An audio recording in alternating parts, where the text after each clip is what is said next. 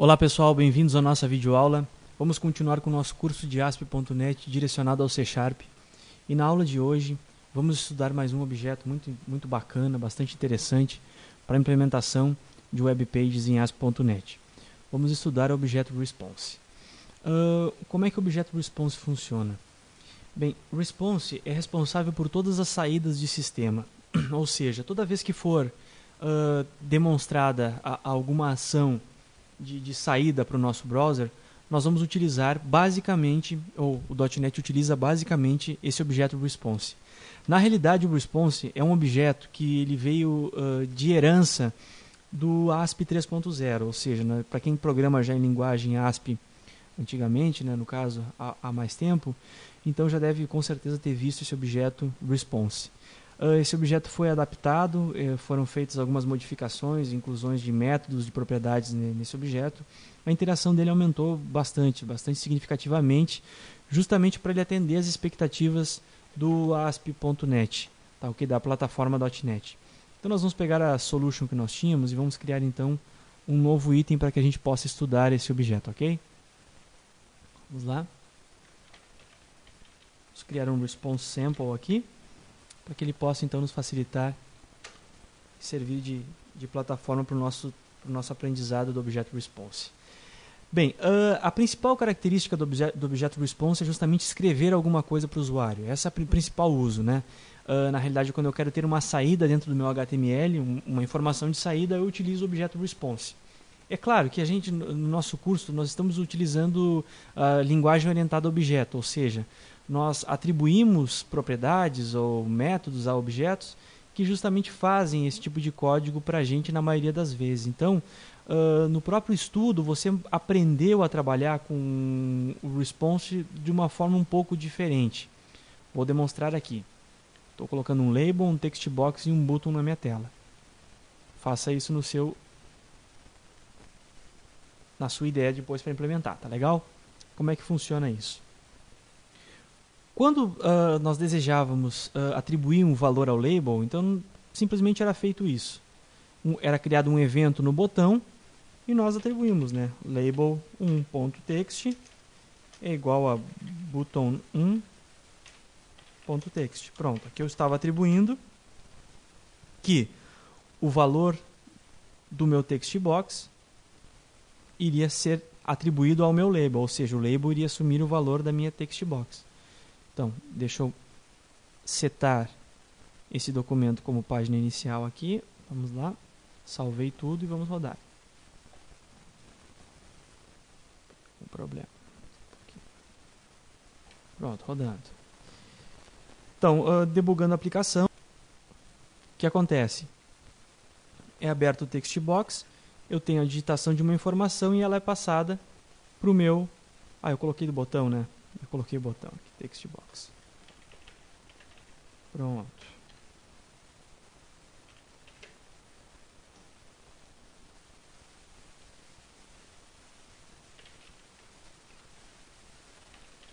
Havia colocado do botão, perfeito.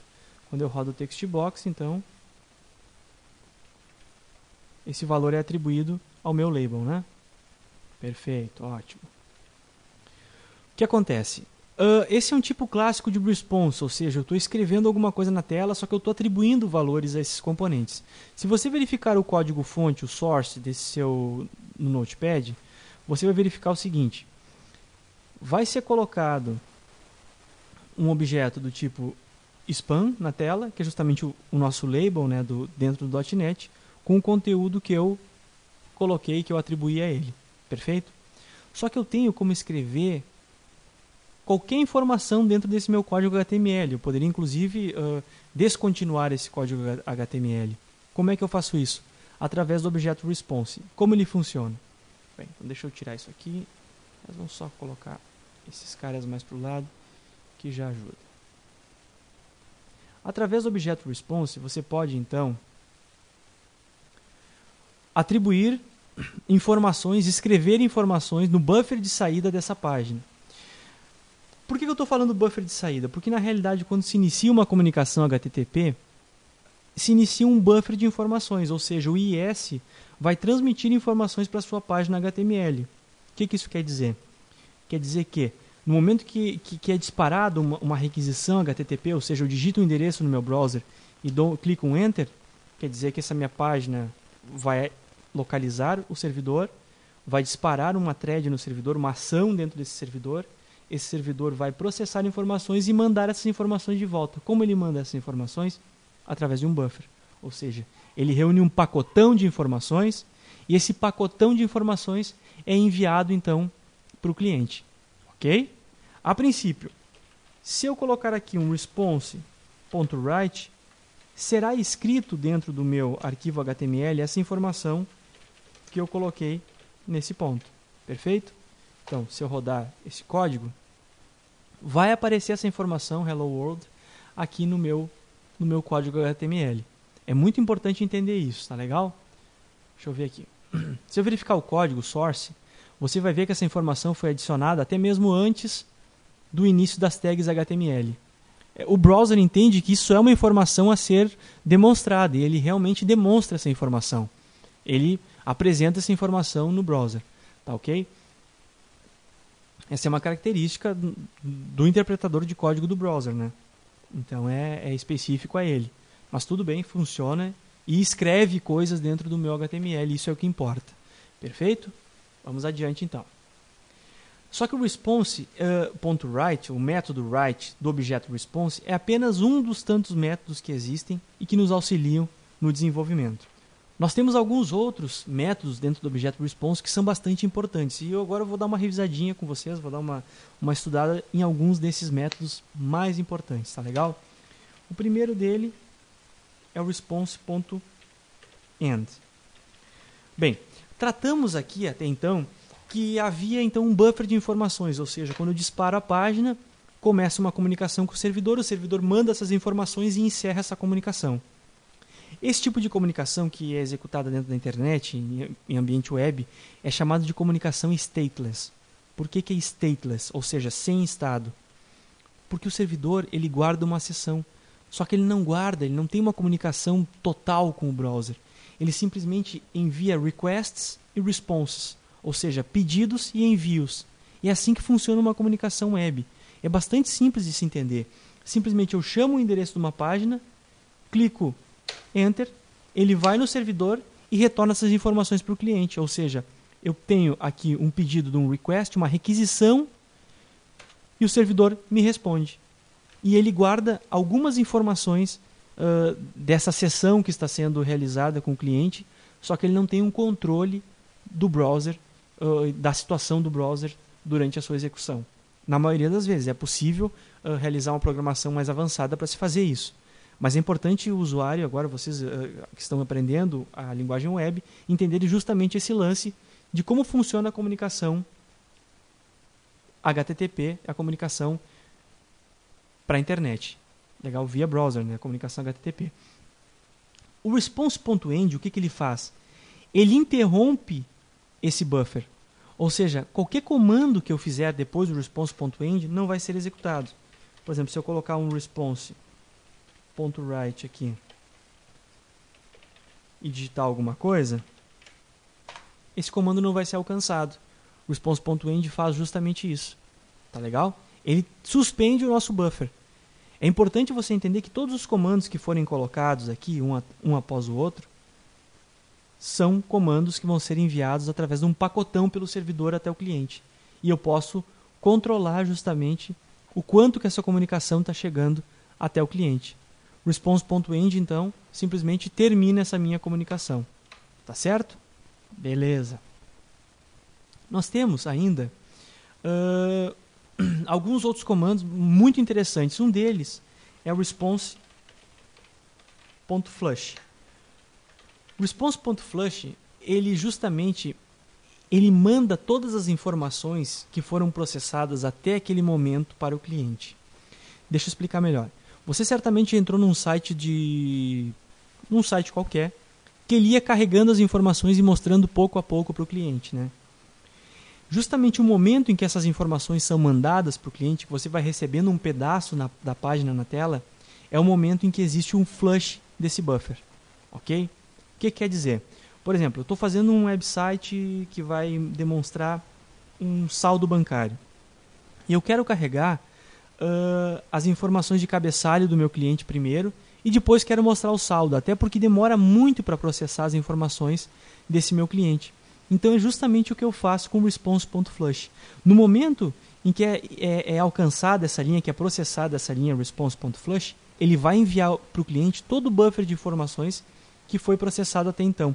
Aqui eu não tenho como reproduzir esse response.flush, porque eu estou simplesmente processando um response.write antes, que vai ser executado em milésimos de segundo, né? Então não vai ser visível para o usuário. Mas se você fizer uma consulta muito grande a um banco de dados antes do flush, der um flush e depois continuar com o processamento, no momento do flush ele vai enviar todas essas informações para o cliente. E é justamente esse conceito que é interessante do aluno sair dessa aula com esse conceito aprendido, digamos assim, ok? De entender como funciona esse buffer de informações que são enviadas para o cliente. É simplesmente um request. Eu acesso uma página, clico Enter, o servidor IS processa as informações e vai mandando esse pacotão de dados que a gente chama de buffer, ok? Através da comunicação HTTP por TCP/IP. Ele vai enviando todas essas informações. Essas informações vão sendo processadas e mostradas para o cliente. Só que quando o flush é acionado, até aquele momento, tudo que foi processado é demonstrado para o cliente. Então é bastante interessante, principalmente se você vai acessar um banco de dados muito grande, ou um data warehouse, que existem muitos bancos de dados interligados, você usa o response.flush justamente para dando alguma informação para esse cliente nesse momento. Tá legal? Esse é o conceito principal para se entender do response. Beleza. Bem, um último método que eu vou estar demonstrando nessa aula é justamente um método de redirecionamento de páginas. Vou mostrar como ele funciona. Eu tenho como, durante o processamento inicial da minha página, fazer o seguinte. Eu tenho um método chamado PageInit, que ele é um método que é chamado também na inicialização da minha página. Mas aí você vai perguntar, né? Mas qual é a diferença do PageLoad para o PageInit? Eu não tenho já o PageLoad que faz as informações para mim? Existe uma diferença básica entre os dois. O PageLoad ele é executado depois do PageInit. Mas os dois estão no início da página, vai acontecer um a milésimos de segundo do outro. Qual é a diferença dos dois? A diferença básica é a seguinte. Primeiro é executado o PageInit. Quando o PageInit é executado, informações básicas dessa execução HTTP não foram enviadas para o browser ainda. Ou seja, não iniciei esse buffer de informações ainda. Depois que esse buffer foi iniciado, é que é executado o PageLoad. É no momento em que o nosso, como é que eu posso dizer? O nosso browser já está pronto para mostrar essa página, ele já vai começar o processamento. Que processamento é esse? Que informações são essas? Bem, no PageInit, depois do PageInit, são enviados uma série de informações que a gente chama de headers HTTP. Eu vou estar demonstrando isso nas aulas seguintes. Que headers são esses? Headers são cabeçalhos. Então, depois do PageInit, são enviados cabeçalhos para o browser. E eu não consigo utilizar redirecionamento de página depois de já ter enviado os cabeçalhos para o meu documento HTTP. Então, nós vamos dividir um carregamento de uma página HTML, ou ASP, ou ASP.NET, em dois momentos. Antes do envio do cabeçalho HTTP e após o envio desse cabeçalho HTTP. Perfeito? Bem, eu posso utilizar um response.redirect para mandar a execução dessa minha página para um outro endereço, por exemplo.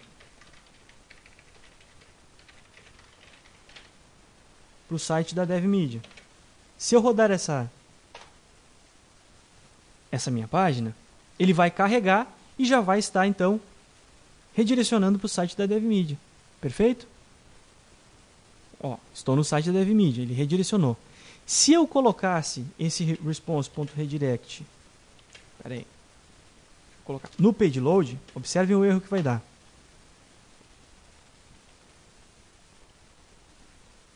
Carregou, deu um erro. Eu não posso redirecionar depois que os cabeçalhos HTTP foram enviados. Ou seja, ele já enviou informações básicas. É como se fosse um protocolo de cumprimento. Olá, tudo bem?